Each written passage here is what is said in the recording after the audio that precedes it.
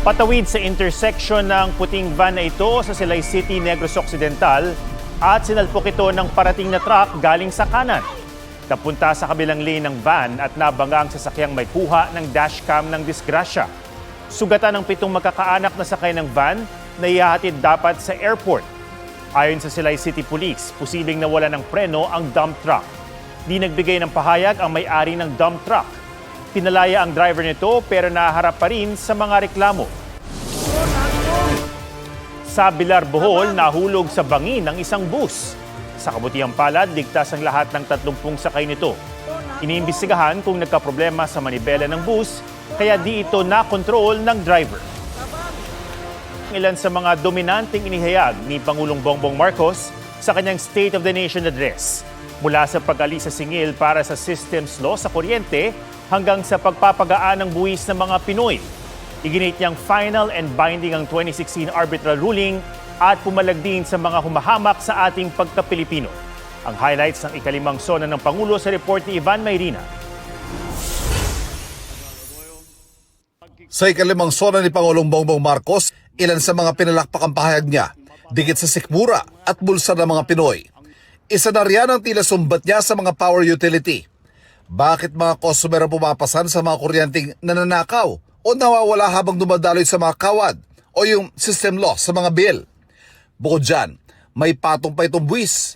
Panahon na para tanggalin na natin ang systems loss na pinapasa sa consumer.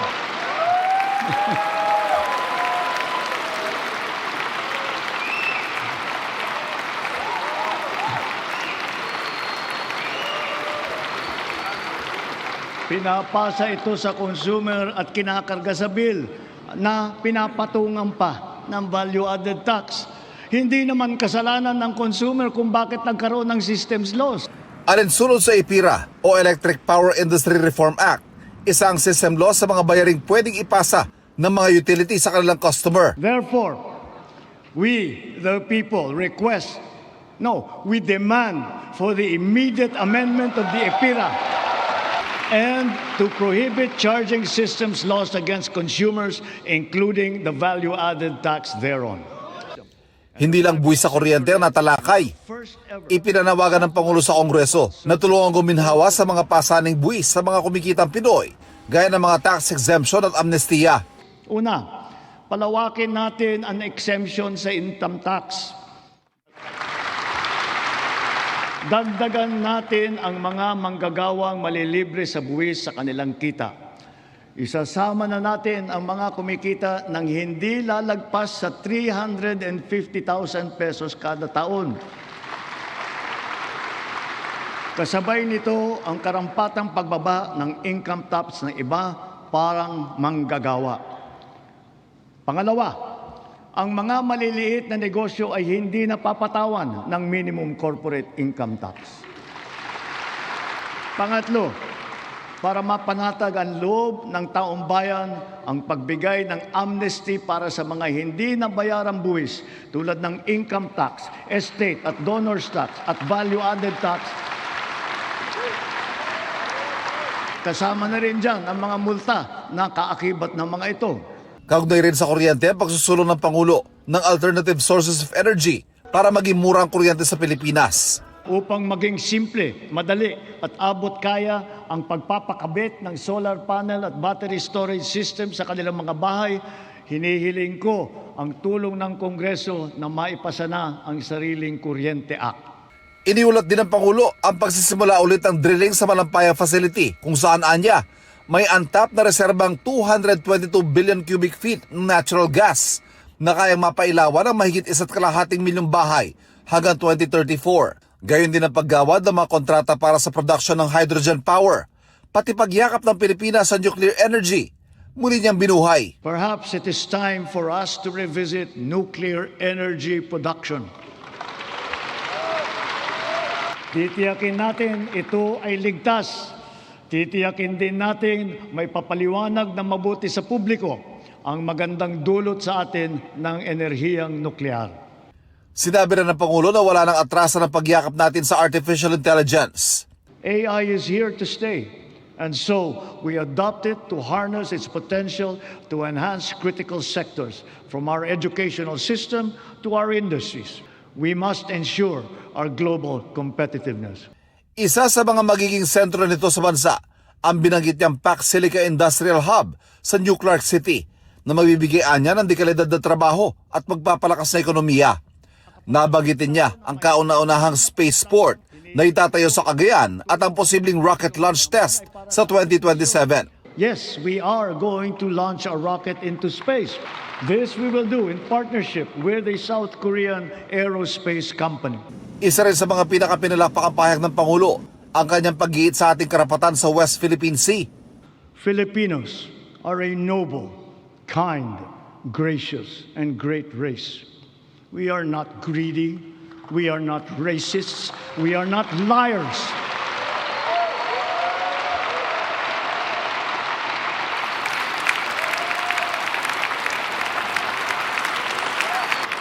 We are respectful and we are dignified. We are Filipinos and we do not yield. We celebrated the 10th anniversary of the final and binding 2016 Arbitral Award. This is not a claim that we advance alone, nor is it one that we will abandon. Ipinaalala niya ang diwa ng ating pagiging Pilipino gamit ang mga titik ng ating pambansang awit. Sa mga pang-aalipusta, hindi tayo matitinag. Sa manlulupig, hindi tayo pasisiil. For me, that's a very good response sa mga nangyari sa loob ng isang linggo.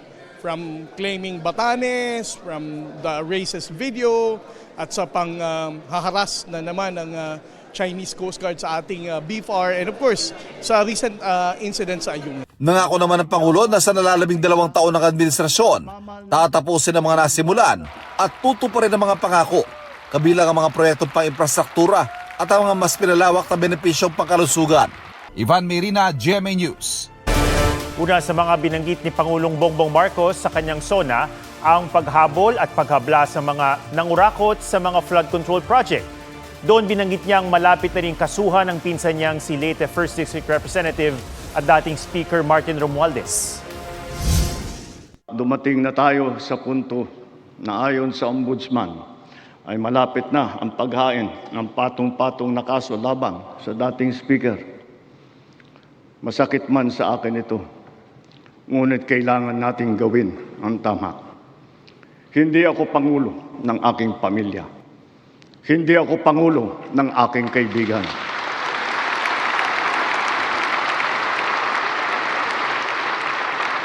Ako ay Pangulo ng Pilipinas at ang tungkulin ko ay sa inyo, ang aking mga kapwa Pilipino.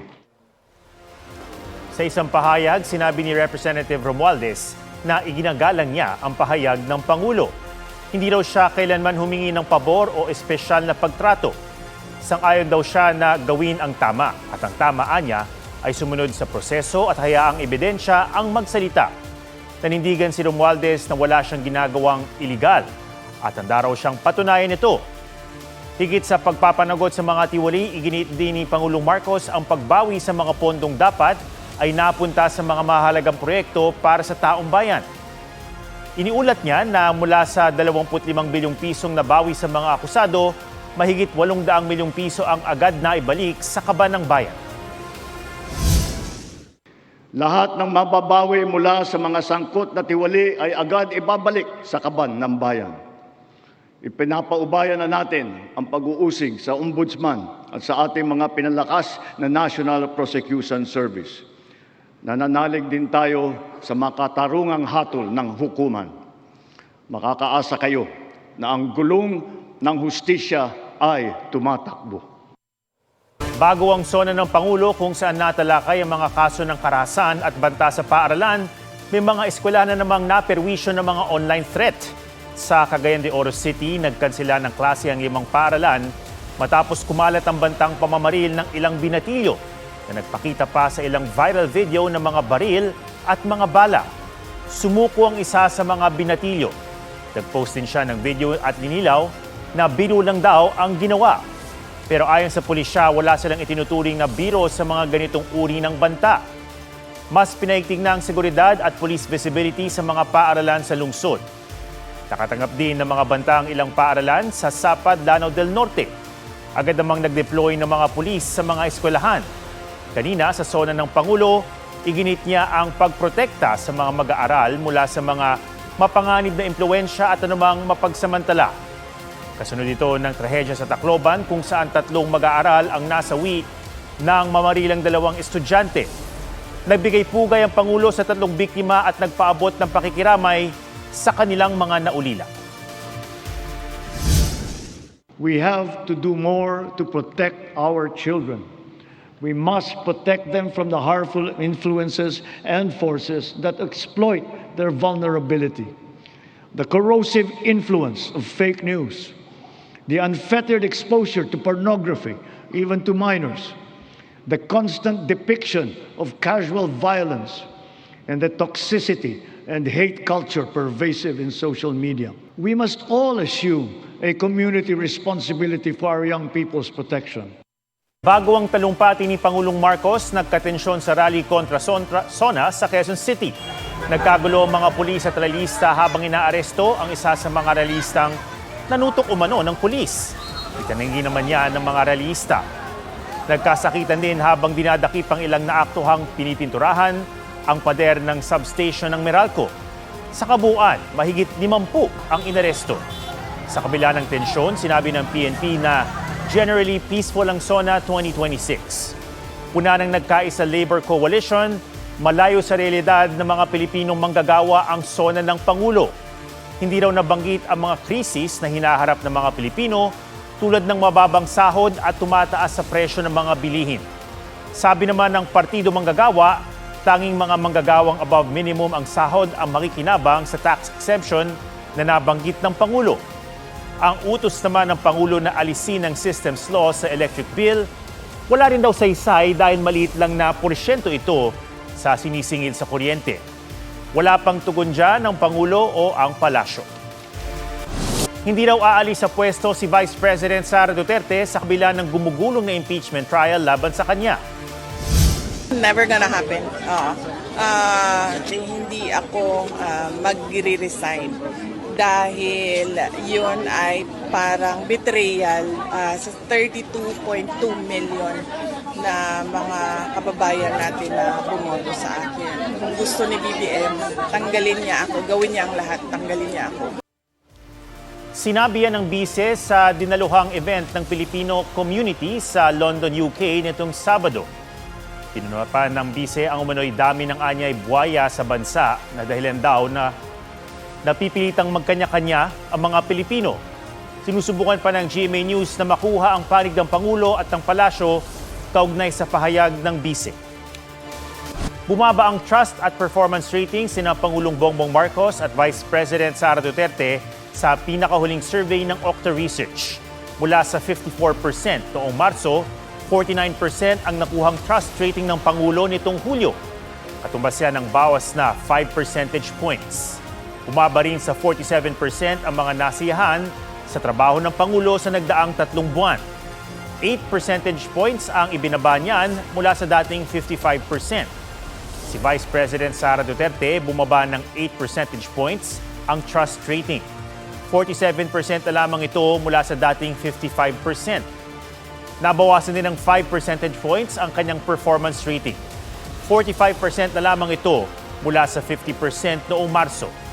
Ayon sa Okta Research, ang nakuhang National Trust Rating at National Performance Rating ng BISE ay ang pinakababa sa available trend series. Isinagawa ang non-commissioned survey nitong July 4 to 11. July 6 nagsimula ang impeachment trial ng Vice Presidente. Ginawa ang survey via face-to-face interviews sa 1,000 at 200 probability respondents edad 18 pataas. Meron itong plus or minus 3% na margin of error at confidence level na 95%. Bago ngayong gabi, binaha dahil sa thunderstorms ang ilang bahagi ng Metro Manila. Sa Maynila, muling nalubog sa hanggang gutter na baha ang Taft Avenue. Hanggang gutter din ang tubig sa Espanya kaya bahagyang bumagal ang trapiko. May baha rin sa Blumentritt sa Sampaloc mula P. Margal hanggang Dapitan. Ramdam din ang malakas na buhos ng ulan sa EDSA Timog Avenue at iba pang bahagi ng Quezon City. Ayon sa Pag-asa, habagat ang sanhi ng pag-ulang may kulog at kidlat.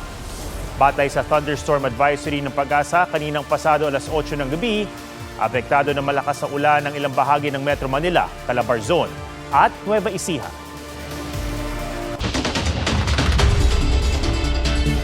Pinatay sa loob ng kanyang bahay ang isang lola sa Mangaldan, Pangasinan. Nadatna ng kanyang anak ang 85 taong gulang na biktima na may pasa sa mukha. Na-recover ng pulisya ang 2x2 na kahoy na ginamit umano sa krimen. Tinitingnang motibo ng pulisya sa krimen ang pagtanggap ng cash gift ng biktima mula sa gobyerno. Pero hindi raw nagtagumpay ang salarin dahil naibigay na ng biktima ang pera sa kanyang anak. May person of interest na ang pulisya. Sa Malasiki, Pangasinan, dead on arrival sa ospital ang 2 lalaking pinagbabaril. Ayon sa kapatid ng isa sa mga biktima, nakatambay lang ang 2 nang barilin sila ng mga di pa kilalang salarin. Isang babae namang nadamay sa pamamaril. Dinala siya sa pagamutan at maayos na ang kondisyon. Iniimbestigahan pa ang krimen.